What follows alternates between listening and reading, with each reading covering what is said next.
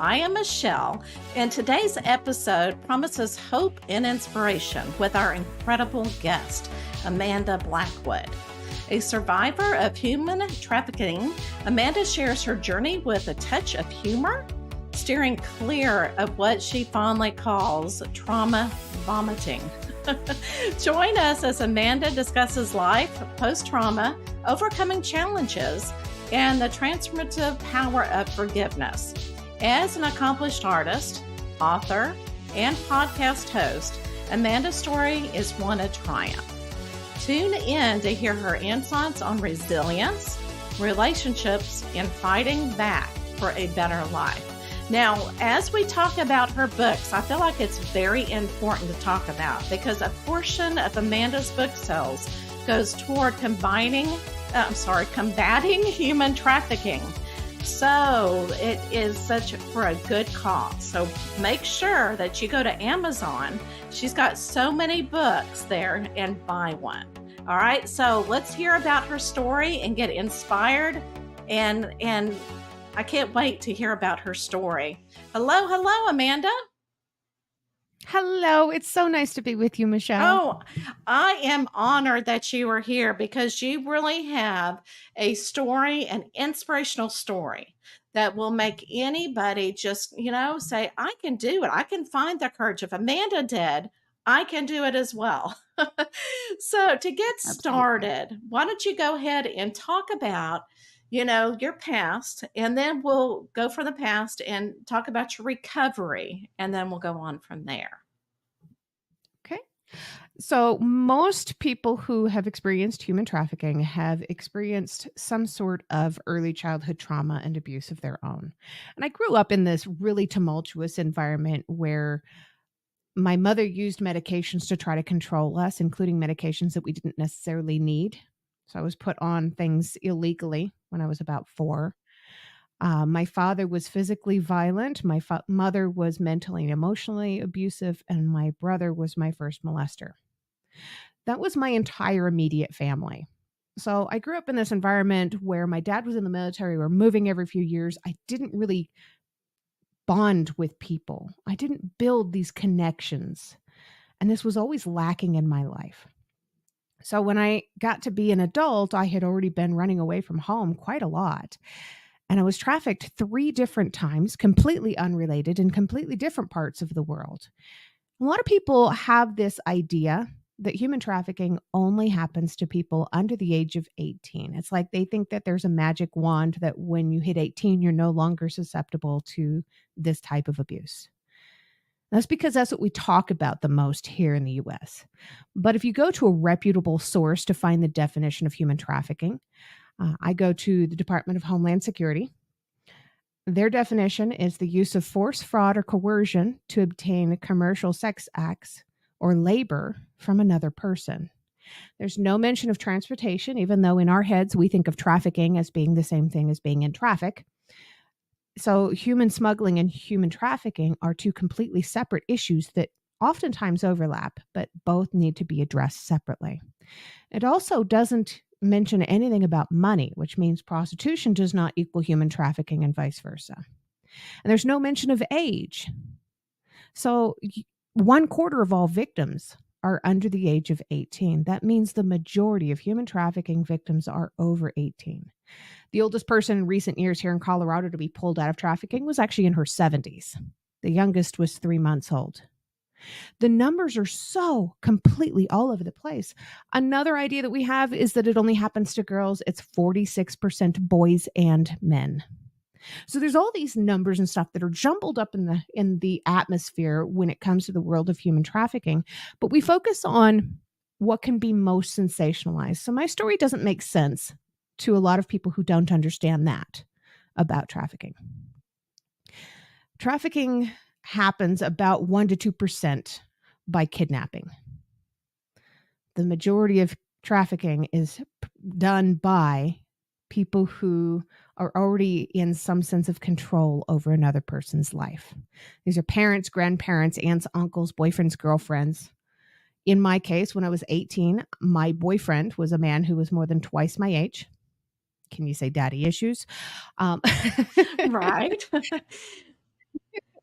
And he loaned me out to a friend of his for a birthday party in Las Vegas for 52 hours. When I got out of there, I ran for the hills. I looked for any way out that I could possibly find and I bounced around for a while. Found myself in Florida, and my plan was I wanted to stay with my dad's mother. I wanted a chance to get to know my grandmother. I never really knew her. So I was going to go down there and stay with her, and I got all the way down to the Daytona Beach bus station. I spent every penny that I had trying to get there. I had $5 left in my pocket. And I called them up. It was about 10:30 at night. And I said, "Hi, I'm here. I'm ready for you to come and get me from the bus station if you've got a moment, please." It was kind of scary. And her husband, my dad's stepfather, answered the phone and said, "We're not coming to get you. You're on your own. Good luck." So here it is, kind of late, and a young couple. He was in his early 20s and she was 15. She looked closer to 18. They found me crying on the curb, and they told me that they had a place for me to stay until I could get back on my feet. But what they really meant was they had a place for me to stay until they found the highest bidder, and they sold me to a guy named Esteban. Thankfully, I'm a child of the 80s, and I grew up watching this wonderful TV show called MacGyver, and I swear to you, I will always be in love with Richard Dean Anderson. I have to apologize to my husband for that. The man could fix anything with a paperclip and a rubber band. Loved MacGyver. And while I was trapped in this room, I thought to myself, what would MacGyver do? And I don't want to go into too many details, but TV of the 80s and 90s is what saved my life in that experience. Wow. I got out. I left Florida, and I was determined to never see my grandmother again. I ended up all the way out in California because that was as far as I could get without having a passport. And I started over yet again. I kept on starting over in my life. I wanted to become somebody important. And by important, I didn't see myself as having the ability of being truly important in the world. So I wanted to be an assistant to somebody important, because vicariously through them, then that would mean that I was important. If their importance hinged on my ability to manage their schedule, that would make me important. Instead, I was on Alias and Will and Grace, and I modeled for Harley Davidson. I did a lot of really cool stuff out there. Never did find that role as an assistant. I became a mall cop for a while. Within 5 months, I had busted open a major embezzlement ring. Wow. And I had taken over as the director of public safety and security for 6 different properties in LA County. I got an $11,000 a year raise after my first year on the job. I got raises for all of my employees. And I felt like I was really establishing myself. I finally had my first apartment by myself. I even had a cat. That's when you know you've made it. You've got your own pet, right? Absolutely. And during all of this, when I moved out to California, it was 2004. And that's when internet dating really started to become a big thing. And I met a man who lived really, really far away. And we already knew that we weren't ever going to be able to be together because he had his established life. I was still trying to establish my life, but he was a safe person for me to talk to. And I told him pretty much everything. I told him all about my past. I told him all about my day. I told him what I had for breakfast. We talked about everything, almost every single day. And we got to know each other over this period of 7 years. And after 7 years with him watching me climb up through the ranks and mall security of all things and really working hard, he had come out to visit me. I had gone to visit him. After 7 years, he asked me to marry him and move to Scotland, the land of kings and queens and castles and romance and what every little girl dreams of. And I moved out there, got my fiancé visa. It took him 7 years to get me there. It took him 7 days to start trafficking me. Mm-hmm. I was there for 152 days. I nearly took my own life. I was nearly killed. I had a kidney infection so severe that I missed my emergency flight out that I spent what little money I had on. I lost everything, so I thought. I lost 78 pounds, In 5 months, I lost my dignity, my self-respect, and my will to live. But through a miracle, I was able to get out of there. I did survive all of this. If you're going to fail at something, at least fail at that, right? Absolutely. And when I got out, I got all the way back to the States. I thought it was over. I was done. It's time to start over again. I can go back into what I knew. I could go back to not necessarily my old job, but maybe something similar. Every single time I got a new job, this man would attack me by finding out who my bosses were and sending photos and videos of the events that happened to these people and saying, I wouldn't want this working for me, would you? I'd lose my job. I'd lose friends. I lost respect. I mean, I gained the weight back pretty quickly, but that's about all I gained back. Yeah, right. That was about it. And it was really tough trying to start over amid all of this turmoil. I bounced around for a long time. I kept on trying to run from the past. I had really short hair at the time, so I grew my hair out. I tried to change the color of my hair. I changed my style of dress. I changed where I was going. I changed the car that I drove. I changed everything about me trying to go into hiding, and it just didn't work.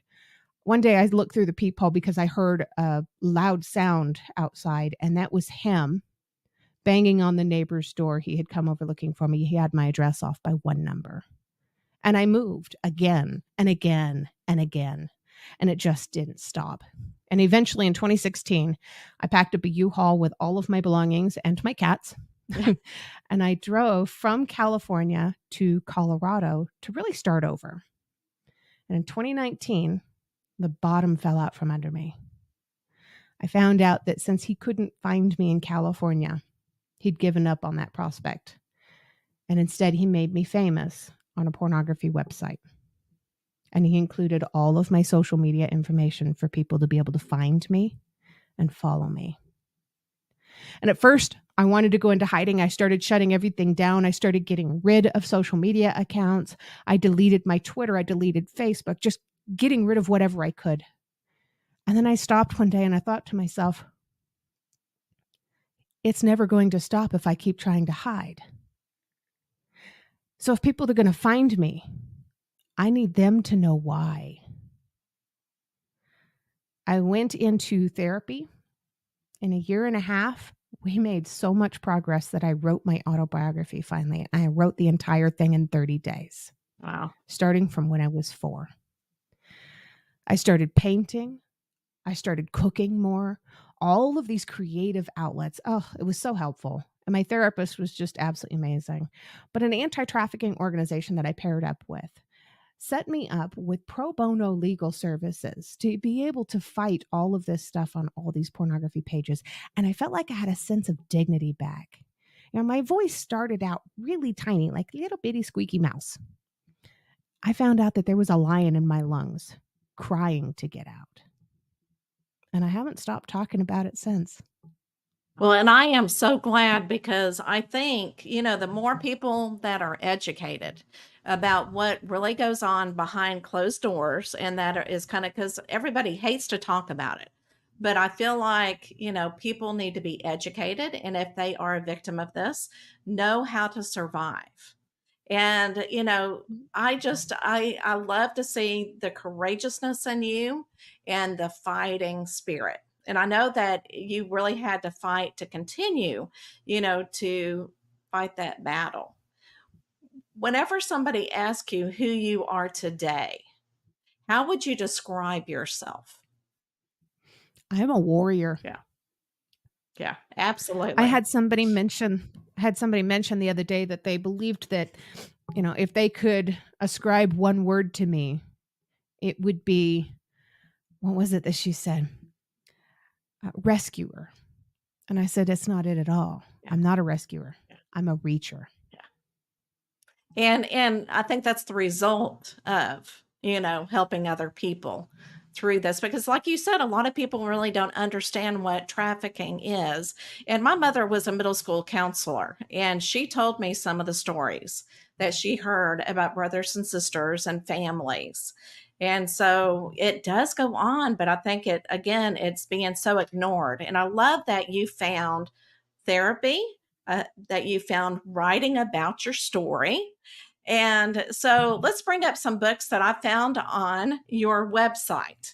There are so many more, though. And I'm just going at all. I'm thinking, how does she have time to write every single book? But you know what? Again, it's a lot of therapy. Now, if you had to choose your favorite book, not only it may not be on the screen, which one is your favorite? Is your heart is your baby? I actually have 3 Oh, favorites, okay. and all 3 of them are on the Oh, good. screen, and how perfect they're all lined up together. So, Okay, which ones? my my number 1 favorite is most likely The Road We Left Behind, and this is partially because it's not my story at all.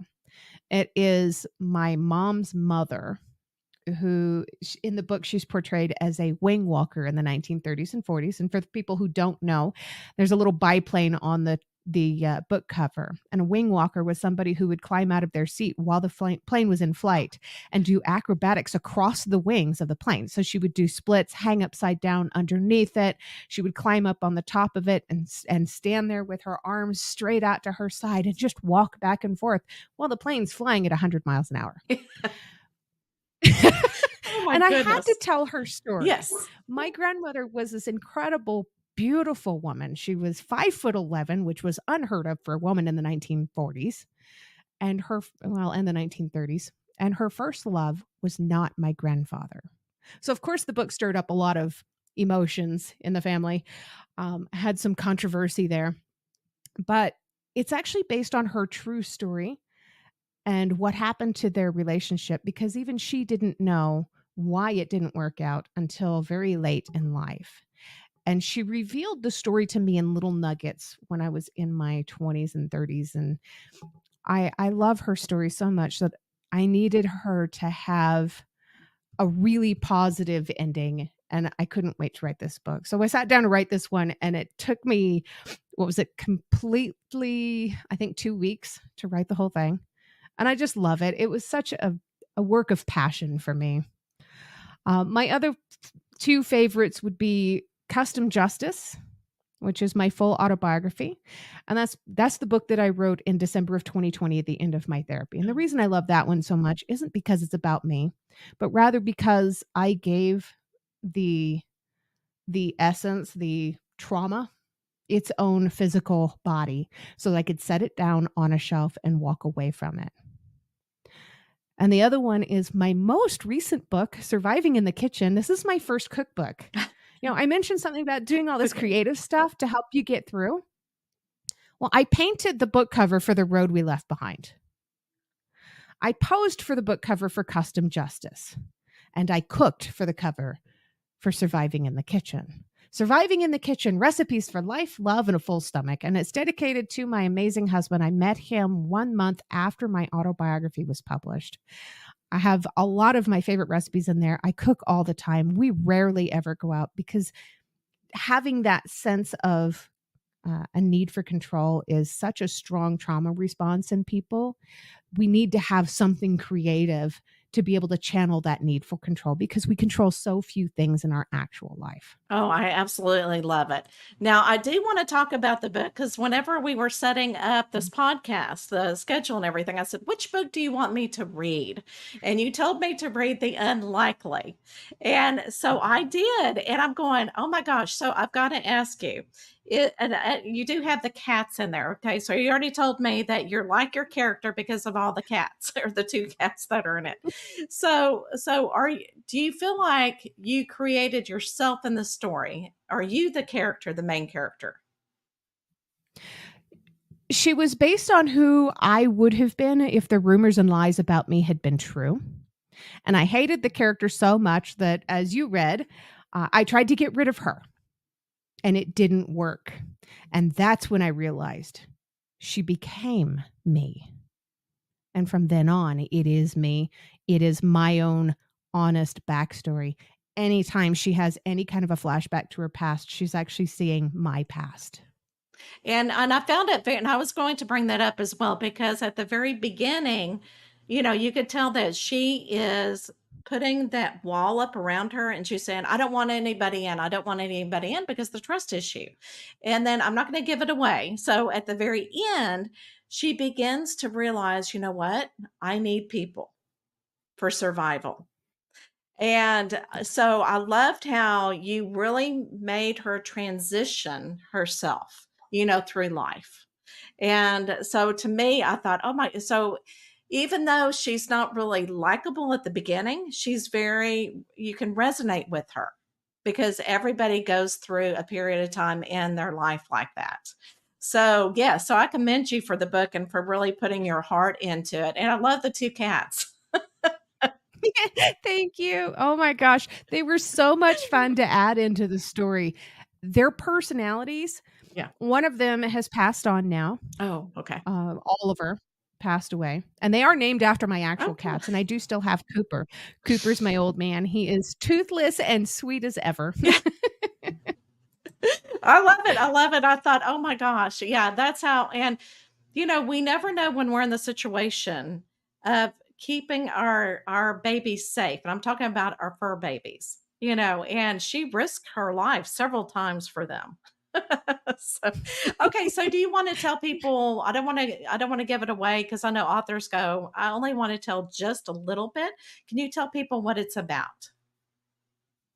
So it is a post-apocalyptic adventure of a woman who has made some questionable life decisions and bases a lot of them on past trauma. She has to move beyond her trauma to survive the current trauma, but she has to learn how to depend on other people. Yeah. My favorite character, other than the main character, is Ben. Oh, In the third chapter, she meets this man who is a war vet with a prosthetic leg, and that comes into play several times. It's hilarious and frightening all at the same time, and he's just such a great guy. There's a story that he tells in their introduction. And that story is a true story that a man who was driving me from a hotel to the airport back when I was a flight attendant, he was just looking for a way to break the silence for a moment. It was just he and I. The rest of the crew was staying behind. I was getting switched to a different flight. And on the way there, he told me that story. And I said, are you kidding me? And at the very end of me asking, are you kidding me? He's like, didn't you get anything from that story? I had to put this story in the book. I right. asked him, I said, would it be okay if I take this story and write it down? He says, I would be honored. Oh, So oh, that I is. sent him a copy of the book. And I liked him as well because he was also going through post-traumatic syndrome, from being in the war. And so that really, it really made him a relatable character at the same time. Okay, let's switch Yeah. to your podcast. What inspiration is behind? And not only do you have one, but you have two. I actually have 4 Oh, do you now. really? Oh my gosh. Okay. So what I have on the screen is the survivors, and also that's a phobia. Can you talk about these two and then you can tell us about the other ones? So the Survivors has morphed a lot from when I first started it back in 2020. So that was when I was still going through all of my therapy and everything. When everything shut down because of COVID, I lost my sense of community. We had a group of survivors I was meeting with once a week. I had nowhere to go and I had nowhere to throw my voice out. Somebody told me that I should start a podcast. And so for the first season, it was really just me throwing my voice out at the wall and seeing what would stick. The second season, I had no idea what I was going to do with it. So I read my full autobiography for that entire season of the podcast, one chapter at a time. While I was doing that is when I got the new idea for changing it to the survivors. It was originally Amanda Blackwood, the survivor. It's not about me. I learned that the hard way, but my story isn't even about me. My story is about the other people who are impacted by the story of survival. So now on that podcast, I interview other authors who have written about having overcome their own traumas because I want to help to uplift their voices. I want them to be heard. It's about all of us. every single time somebody reaches out to me and says, I heard this episode and I have the same issue that they had, and it's nice to know that they were able to get through it, I'm going to get the help I need. Every time I hear that, it blows my mind. Then I started Growth from Darkness, which was early this year, with a co-host of mine from Australia. She and I break down all the different trauma reactions, one in each episode. We talk about what it is, what usually causes it, what the long-term consequences are of not dealing with it, because there are long-term consequences, and then how to fight back against it in healthier ways so that you can help to retrain your brain so you're not reinforcing these bad behaviors. Then I've got That's a Phobia, and I hilariously try to pronounce the phobias, and they are really difficult to pronounce, especially for somebody with dyslexia. Yes, I understand. And then I talk about what that phobia is. So the episodes are only about maybe 2 to 3 minutes tops, but they're really short, really easy. And I come out with one a week. Yeah. And the last one is one that I just started. I just got the website for, just got the whole thing going. It's called Zeal. And it's for all those podcasters out there that have a message and they feel like their message isn't quite being heard. It's a different version of the survivors, basically. Oh. So on Zeal, I have different podcast hosts give me like a 5 to 7 minute video kind of talking about what their podcast is about, who they're hoping to reach, and just kind of maybe a story or two from their podcast, maybe talk about a guest that they had that made an impact somewhere. Oh, wow. So again, short episodes, Yes. but again, raising up the voices of others who still need to be heard. So each one has its own purpose, just like each book, basically. Yep, absolutely. All right. So is there anything that I did not bring up that you want to make sure that we talk about before we bring up the will? The only thing that I can think of is if you have questions about human trafficking, if anybody has questions, go to a reputable source. You can consider me to be a reputable source because if I don't know, I'm not going to make it up. I'm going to look up the numbers and find out for you. But go to the Department of Homeland Security. This is not something that you should ever Google or look up on Wikipedia. These are fallible resources run by human hands. Look for the Department of Homeland Security or something along those lines. I love it. Okay. So is there any, the one thing that I did not ask, do you have an inspiration statement that you could give? You told us your story, which is wonderful inspiration, but is there an inspiration statement that you remember to help you survive and that someone else may need to hear? I have a few. Let's see if I can narrow it down. No, it's always so hard. I would say we have to stop telling ourselves false things. What doesn't kill you makes you stronger is a lie. You've been through worse, you'll get through this too is a lie. We have to understand where we are in our life. We have to give credit to what we're going through and to what we have already been through. But piling up too many stones will create a mountain eventually you can't climb. What doesn't kill you makes you stronger is a phrase that was coined in the late 1800s by Friedrich Nietzsche. Shortly before he died in an insane asylum. It's okay to let that one go. The truth is that the strength was always within us, each and every single one of us individually. The reason we survived was because we had that will to survive. The strength within us should never be credited to our traumas, to our abusers. They don't deserve that kind of credit. And I know forgiveness is such a dirty word, but that's because we don't truly understand what forgiveness is. If you stepped on my toes in an elevator, you would say, "Oh, excuse me, I'm sorry." And I would say, "Oh, that's okay." That's not forgiveness, that's a pardon. Forgiveness is letting go of the chains that bind you to those who hurt you. I love it. I love it. And can you say that one more time about what forgiveness is? Forgiveness is breaking the chains and letting go of that which binds you to the abusers or the abuse. I love it. All right. Are you ready for the wheel? I am. I'm excited about this. I know it's the famous wheel, and I finally have just called it Inspiration Hour, but I probably need to think of a better name.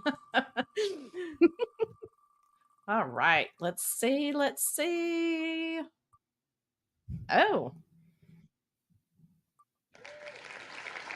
oh, it was kind of on the borderline. I was thinking it was going to be something else. Okay, so Yeah. yeah, so go back to time, and this doesn't mean your lifetime. It can mean, any time. Where would you want, or when would you want to go, and why? So this actually combines both of those answers. I would go back to 1941 to go watch the film being made. It was called The Lady Eve with Barbara Stanwyck and Henry Fonda. It was my favorite movie of all time, actually made during World War II. Yeah. And I would want to stick around through VE Day because I would want to see the end of World War II and watch the celebrations as they happen. It's so interesting you say that, because whenever you go to your Facebook account or Instagram, you see yourself in costumes like 1940, 1950s, right? That you love. Is that the era that you really are drawn to? It always has been. Yeah. In fact, on the cover of my autobiography, Yes. I'm wearing this 1940s dress and a necklace. The dress is actually back here behind me. Right. I have a massive collection of 1940s antiques, dresses, suits, shoes, hats, bags, gloves, all of it. And that's because I used to be a museum guide at the Museum of Tolerance in Los Angeles. Oh. I specialized in the Holocaust exhibit and the Anne Frank exhibit because I wanted to make an impact in the lives of others and have others understand that they have the power to make a difference in maybe not the rest of the world, but one person. And to one person, that is the whole world. Oh, I love it. Okay. Well, where can they reach you, Amanda? I'm really easy to find all over social media. I'm on Facebook more than I should be. I'd probably write more than 2 books a year if I wasn't. Facebook.com/Amanda Blackwood Survivor. But they can also go to my website, growthfromdarkness.com. And I have another website that's currently being designed. It is detailedpieces.com. Oh, I love it. I love it. All right, everybody, you have heard this wonderful story, this such inspirational story. You are a survivor. Find that courage in you. Find what works for you. Find that joy. And if you find that little nugget of joy and you can forgive, you can move on, just like what Amanda has done, and make your own memories, make your own life, design it as an artist would on a canvas. All right. I will see you next week. Everybody have a fantastic couple of weeks, and I will see you soon.